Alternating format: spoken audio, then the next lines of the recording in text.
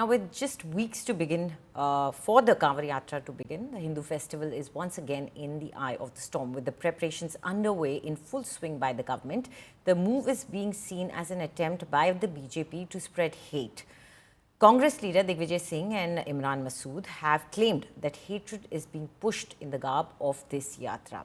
Not just Congress, but its ally, Samajwadi Party, has also echoed a similar tune and said that rules force the owner of eateries on the Kanwar Yatra route to display the name of outlets and owners outside the shop, and it was an attempt to dent the social fabric of the nation.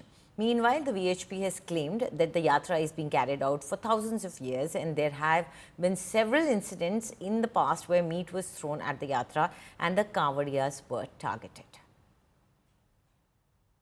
अगर कांवड़ यात्रा के लिए सुविधा प्रदान करती है तो उसमें कोई आपत्ति नहीं है, लेकिन दूसरी बात यह है कि कांवड़ यात्रा के माध्यम से आप एक नफरत का माहौल पैदा करें समाज में, वो उचित नहीं है। ये लोग असल में इस संस्कृति को, इस साझा संस्कृति को, साझा विरासत को नष्ट करना चाहते हैं।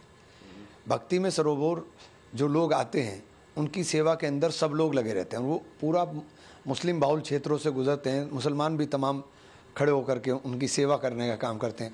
इनको इससे भी परेशानी होती है। ये मोहब्बत का देश है, ये नफ़रत का देश नहीं है। पिछली बार भी इन्होंने कोशिश की थी, लोगों ने फेल कर दिया था, इस बार भी फेल कर देंगे। मुझे आपत्ति इस बात पे है कि कोई भी सिविलियन आके ढाबों का इंस्पेक्शन करे, वहां के कर्मचारियों की पैंटें उतरवा के देखे, उन्हें टेरराइज करे। सिविलियन को क्या ये हक है कि वो ढाबों की चेकिंग करे और पैंटें उतरवाए? ये काम तो प्रशासन का है, वो चेक करे। गरीब मुसलमान बेचारा क्या करे, वो सब कुछ बर्दाश्त कर रहा है। सरकार ने को एक्शन लेना चाहिए था, अभी तक कोई एक्शन क्यों नहीं लिया गया उनके खिलाफ? पहलगाम के अंदर भी क्या पैंटें नहीं उतरवाई गई थी? पहचान नहीं पूछी गई थी?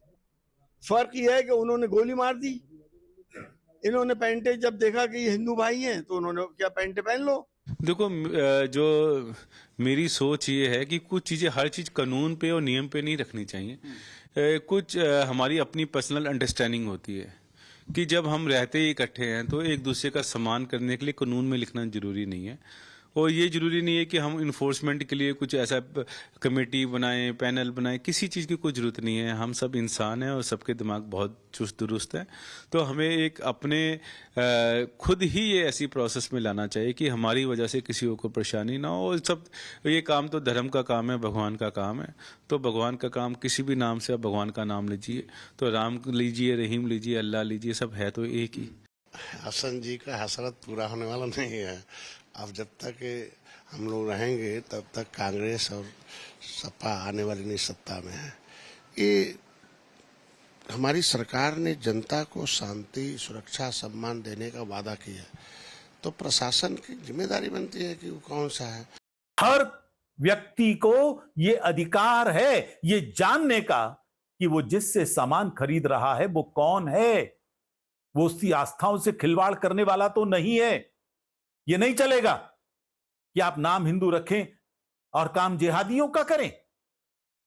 इसलिए सरकार ने जो नियम बनाए हैं उनका स्वागत है, और मेरी अपील है सभी समाजों से मिलकर इस यात्रा का स्वागत करें, तभी मुस्लिम समाज के त्योहारों पर हिंदू समाज उनके स्वागत के लिए खड़ा हो।